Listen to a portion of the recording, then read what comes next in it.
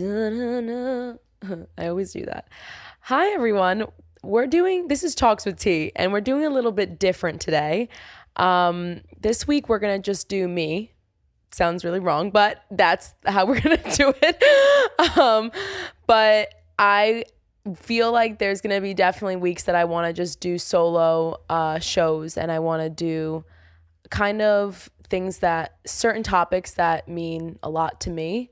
So this week specifically, I really want to talk about something that really resonates with me and is the reason why I'm even here to begin with. And it's about risk. And I think a lot of people need to hear about, one, I wanted to talk about my story, and then two, I wanted to just like give some kind of motivation because it's not easy. It's not an easy thing. So starting off, I feel like that's the one word for me that describes a lot of my journey, whether that's with music, that's with God, that's with like friendships, everything I just take, and like even just life experiences. I've always been the type of person to take risk. And it started with, the first thing was, growing up, I come from a household, like my mom went back to school at 37 and she was a single mom, raised 3 kids, and she saw life she raised me to be a woman where like you never depend on a man. She wanted me to be so stable and just settled in because she had to go back at 37 and restart everything, like learn how to do finances. She became a nurse at 37 and literally just like, again, raised 3 kids. And, because of that, I really battled with, stability and dreams, desires. I wanted to be a singer since I could remember. Like I wanted to be in the I knew I wanted to be in the entertainment industry. Like when I was a kid, at first I thought I'm going to be an actress. That's it. Like I was like so good at it. And my first like big hit was like first grade Judy B. Jones. I was like a rock star. And then I realized like as I got older, I had a passion for singing. I loved music. I loved writing. I loved the piano. But it still was this battle of like seeing, how my mom was and seeing where she came from and how, she is a very strong woman and she wanted me to be able to rely on myself. And that was a consistent battle for me, was like, okay, well, I did mock trial. I was in the law. Like we had like this elective that you can choose. And from there you would go into like pre-law for college, just like a whole thing. And I was like dead set on that. Like I was the captain of mock trial. I was like, I want to be a defense lawyer. That's what I was set to do. I wanted to do. And I was good at it. I was really good at it. And my mom was just so proud of me because she was like, she watched me do these competitions. And she's like, you're good at it. And it was a job that I knew that I could get out and find something quick and be able to, make money and not depend on anyone. And for me, I still, as I was going through high school, I was like just kind of starting to like record and really put out music. And I remember the first song that I ever recorded wasn't my own. It was actually a cover. It was Shawn Mendes's Mercy. And I was like, I remember going into the studio, singing, leaving, looking at myself in the mirror and just hysterical crying because the thrill of what I just felt was like no other that I've ever felt before. But I knew, like, I was like, that's a huge risk. Like coming from a single mom household, like I didn't know what to do. I was like, well, I'm good at this. I know that I'm really good. Like I had amazing grades. I could have really gotten into any school if I really wanted to. And I was like, damn, like, what do I do? And I was like, all right, well, I'm still going to pursue law.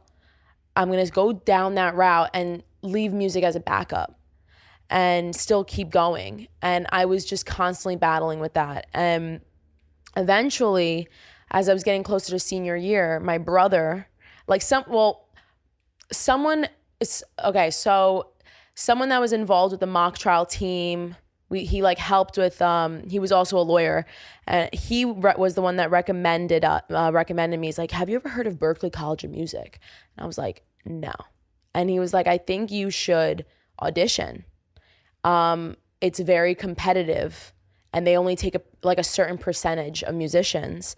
And I think that if you could always go into the entertainment law route. And even if you didn't want to do that, you could always, because Harvard does a dual with Berklee anyway. So like there's always you getting back into the law route.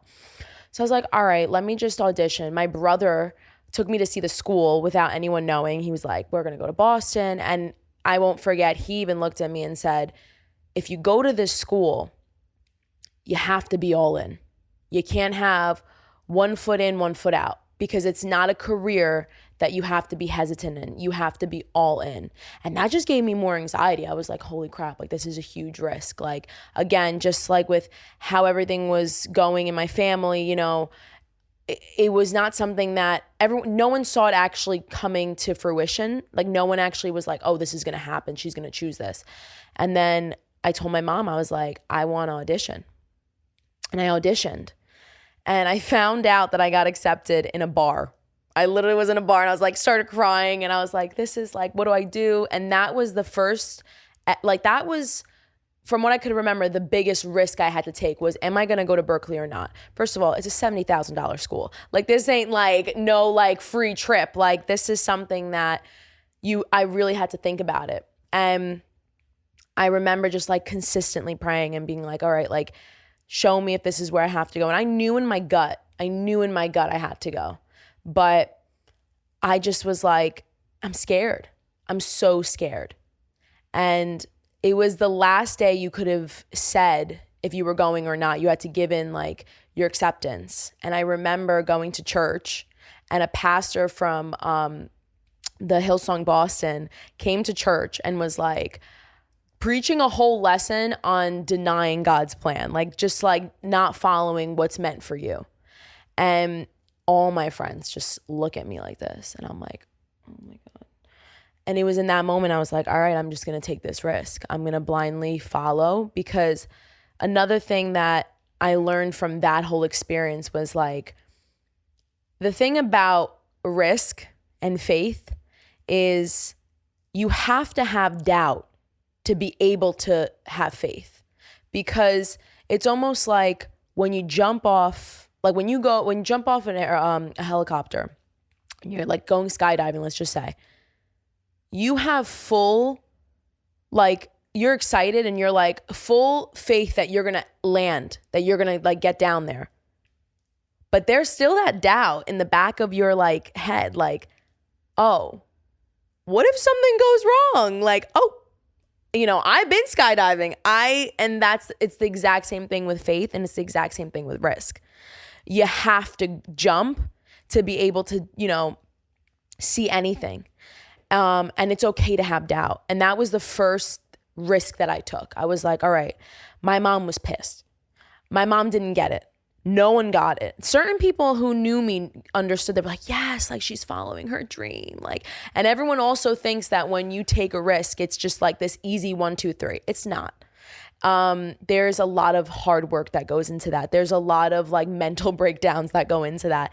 And you have to constantly, every day, choose what you want, because, whatever you're not changing, you're choosing. So every day you have to just like hustle to get to where you want to be. And that's a lot of risk. And some people, they're comfortable. They're just comfortable with that. So that was the first like eye opener of like, okay, this is the first time I took a risk. And then it just started progressing. Everyone who knows me, like I would say, oh, eventually I have to move to LA. In the back of my mind, I was terrified. In the back of my mind, I was like, I don't want to go. I don't want to do it. But I just kept saying it. And I knew, I'm going to have to go there eventually. And then the time came. And if you knew me, I was like, Carson is someone that I would call every single day. I would make up scenarios. Like I'd be like, but what if I just stay, work, and then like I'll fly back and forth? And he looked at me and goes, but are you going to do that? Like we want to make up scenarios. We want to make up excuses. there's no excuses when you take risks. That's not a thing. And again, a lot of like prayer and faith and just sitting there and being like, well, this is what I want. And it's scary. But for me, what ended up happening, like my whole, even prior to coming to LA, my whole 4 years in Berkeley, like I was constantly just going back and forth. And every time God was giving me more and more and more and showing me like, no, this is, where you're supposed to be, it will work out. There might be challenges, but everything was just coming into place. Even my mom, my mom did not want me going to Berkeley. A year or two, she comes to visit me and she was like, I can't imagine you being anywhere else. And that was like the first wow. Like I was already chasing that dream, but that was just a kind of like an affirmation, like I'm in the right place, because even now she approves of it. And I just kept going and going. And I had people say a lot of things. There were a lot of opinions. As I was getting closer to graduating, a lot of opinions on, well, do you have a job? Well, do you have this? Well, how are you going to go there? And sometimes with risk, there's no answer. Like you don't know.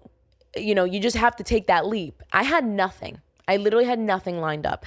I had like an internship that I thought I was going to do, ended up not even doing it, but I had nothing lined up. I had no car, no apartment, no job realistically. And I was just like, how am I going to do this? Like, how am I going to this city? First of all, never even saw LA to begin with. Never even saw LA.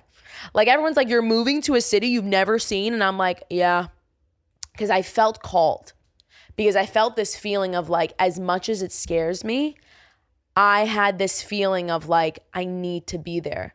And it was something that no one could tell me otherwise. Like you can get as many opinions as you want and no one's going to get it unless they're you. And so I started even praying like, God, I want your voice to be the loudest in a room. I want to be able to perform for an audience of one, because everyone is going to have opinions and you can have the most wisest counseling. And even then, it is literally just something that only you can do, because it's your life. You choose. No one's going to do it for you.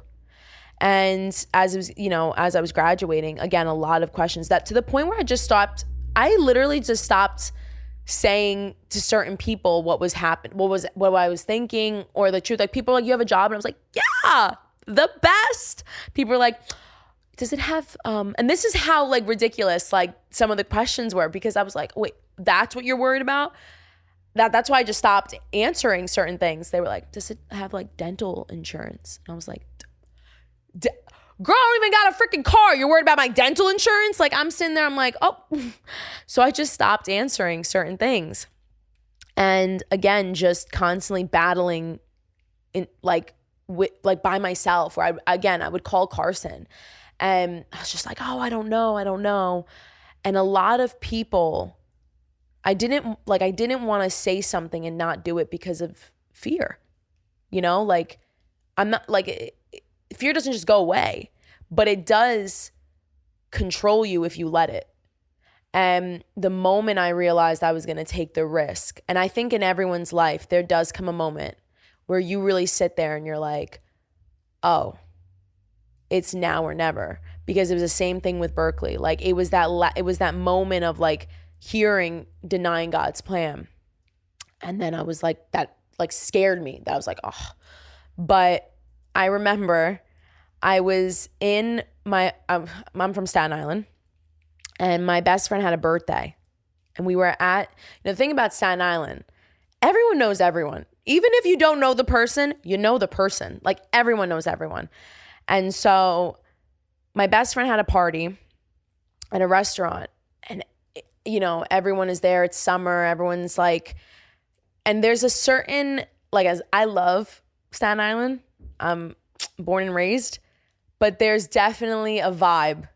And when if you're from there, and so for me, I was in this party and I'm looking around. I'm just looking. And all of a sudden I feel a tear coming down my eye. And my best friend looks at me and goes, "Are you crying?" I was like, "No." She's like, "No. Why are you crying?" I was like, "I'm not crying." She goes, "Tiona, I was like, "Girl, my eyes are just sweating. It's hot."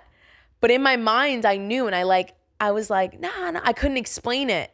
And then I stepped out and I just like looked at everyone from afar and I said, it scares me more to stay in this place than to actually take that risk. Like the risk of the unknown is not as scary as staying here and not knowing it all. I was just like, I can't not do it. Because just looking at everyone, I was like, I am going to settle for something that's not even close to what I want. And that was when I realized I'm going to take that leap of faith. I'm going to take that risk. And I literally moved to LA got in Sydney. If you're watching this, I got into her car and we drove cross country to a city I have never seen in my life. And it's funny because the thing about taking risks is, again, people are always going to say things, especially people who don't even know jack shit, like about anything. I had people tell me, "You're moving to Los Angeles, but like, what about, I'm a fall girl, but what about the fall?" Again, I'm a fall girl. That was hard. But like to not take a risk because of a season, like I was like, I just got into that car and so many, again, like leaving, so as many people that were saying not to go, there were people that were like cheering me on and still like message me. And I'm thankful for those people because it's not easy. And there was a lot of tears. There was a lot of fears. Like, damn, if I still had those photos, like I'm sure people like can blackmail me, like of my face looking like so puffed up because it was scary. I wasn't showing people that. And I think that's another thing that people don't get. I think social media is so quick to make everything look like peaceful. And if you go on my Instagram, of course, there's not going to be pictures of me hysterical crying. But I had that moment. I still have those moments. Risk doesn't mean like you're in this delusional state and you're like, like everything's fine. No, you're gonna like that. There's a difference between delusion and risk, and delusion and like reality in a sense of like actually going for something. Because again, you have to, like, doubt is something that's normal and people don't normalize that. Like, it's not just like 1, 2, 3, snap of the finger, everything's fine. No, I was going to a city with nothing. But I was like, I'm just going to do it. And the second I got here, a month, everything was falling into place. Everything.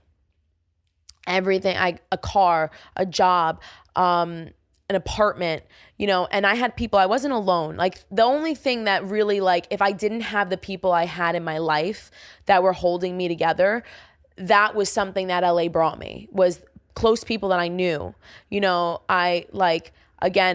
I would not mentally be stable if I didn't have the support that I had coming here. But again, there was no promises. Like, I remember literally joking, like, I'm like, I could literally be homeless tomorrow. Like, I don't have anything. Like, I don't know what I'm doing.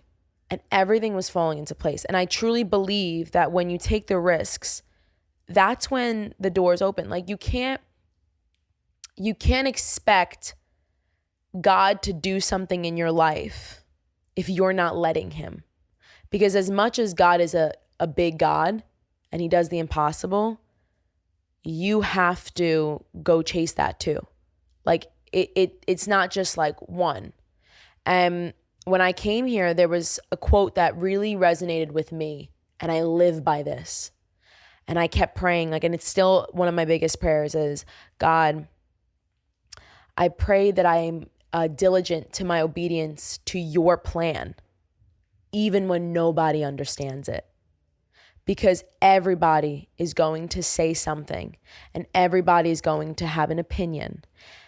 And I want to be obedient to what you created me to do, because nobody else can do that for me. And that really does go with everyone that's in anything. Risk is a scary thing. It is something that, we really struggle with because, being comfortable is easy, but it's calling over comfort. And that for me I kept saying there was a lot of things that I could have chosen. I loved Boston. I loved my life there. I loved the people there. And I really was like, if I didn't want to do music, I could have lived there. I could have really built a life there. But again, I was like, there's so much more, and I'll never be able to accept that if I didn't do it. There's going to be struggle. There's going to be moments where you're like, did I do the right thing? And again, I believe that everything that is meant for you will come to fruition. You'll know. There's not going to be something that doesn't happen to you if it wasn't meant for you. And every trial, like everything that I went through because of a risk, built me to be the person I am today. Me going to Berklee, because my mom asked me to. My mom said, oh, was it worth graduating Berklee? Like, do you think that if you went to like a state school for music? And I said, if I didn't go to Berklee, I would have never met the friends that I have. And I don't have that many friends from Berklee. I have, I want to say, 2 close friends. And then I have friends that I go to that I trust. And either way, like one of the closest people in my life, Carson Azell, I would have never met him. And I would have never been able to be the artist I am if I didn't go to Berklee. And that's a lot, like, again, that's because of risk. I could have settled for something else. I had scholarships for other schools and could have done law. And I knew I would be a great lawyer. A lot of people like always say, oh, well, good to you. Till this day, you should go back to law school. And I was like, if I go back to law school, that would mean me having to officially say, I'm done with music. And there's just that risk that I want to take. And even LA, again, a lot of people are like, oh, do you love it? Do you hate it? You're not always going to love the risks that you take. Like the things that you have to do is only a journey. It's not a destination. And so when me coming to LA was probably the hardest move I've ever had to make. And I have my struggles, but again, it was that moment of realizing like this is just a season. And in every season that you're growing, it's going to be hard. It's going to be easy. There's going to be a lot of transitions. But that's why we tend to focus on the destination and not, the journey of getting to that, taking each day, understanding that it's not a race. It's not this race to get to that point. Every day is building your character, is building who you are, building you to get to the calling that you're meant to be at. And that's a scary thing. I think that people don't normalize the fear of what it takes. They kind of just think that it's this easy thing, and it's not. And I think everyone is able to make risks in their life. It's just about choosing, are you going to do it? And I also think that I've met people in my life that make excuses in a sense of like my age or my situation or no, it's impossible. It's, that I think that doesn't like, and maybe that's just me being, you call it naive, call it like whatever you want to call it. I do not think that there's any circumstance that you could be under that God doesn't have greater for you. I just don't believe that. I don't think that your age matters. I don't think that the circumstances you have, like I literally came to LA with nothing. And sure, people will be like, well, you're 23. Like it's easier to do that now. Sure, there's going to be things that are easier, but it doesn't mean there's never like you can't. And again, that is just another excuse for you to stop taking the risk that can potentially lead you to far greater than where you are now.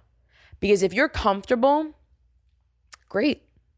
That like some people are just comfortable and that's great. And some people are ordained to do things that don't even make sense. Like there's a piece when it comes to risk. All the things that I did, again, I always say there's no, like taking a leap of faith means you're going to have doubt like there's always going to be doubt. But there's this still piece. You're just like, I don't know what's going to happen, but I just know that I have to do this. And you got to pick and choose that. No one is going to do that for you. No one is going to take the risk for you. There's a lot of things. And another thing that people don't realize is when you do take a risk, sometimes you have to let go of something that you loved, that you thought would be for you. And that's also hard. It's hard to let go of things that, make you happy. But again, it's that point of understanding like the calling over comfort. I have my closest friends at home. I had my closest friends in Boston. And again, I saw life there. And it was hard leaving that. Like it was very hard for me. But I just knew that if I don't take this risk, I'm always going to look back and be like, well, I settled. We say it with relationships, never settle for less.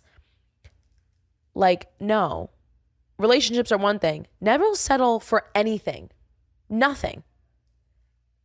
Every person is meant to have a certain calling, but you have to pick that. Like, I just think that, like, again, call me naive. I just think that everyone is meant for greater. It's a matter of, are you going to allow that greatness to build you? Are you going to actually take that risk?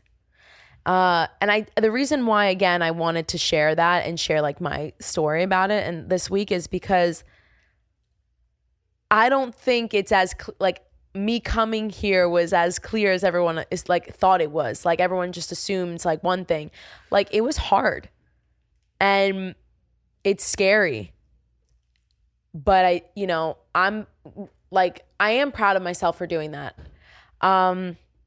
And it's something that if I could share that, like there's a lot of stress and a lot of things like that I don't show. But if I share that honesty like that, it could help someone too, because I think there are people that are going to listen and, I'm crazy. If you meet me, I'm a wild child. Like I am someone that my social battery it rarely dies. Like I'm like, you would think I'm on something. That's how crazy I am.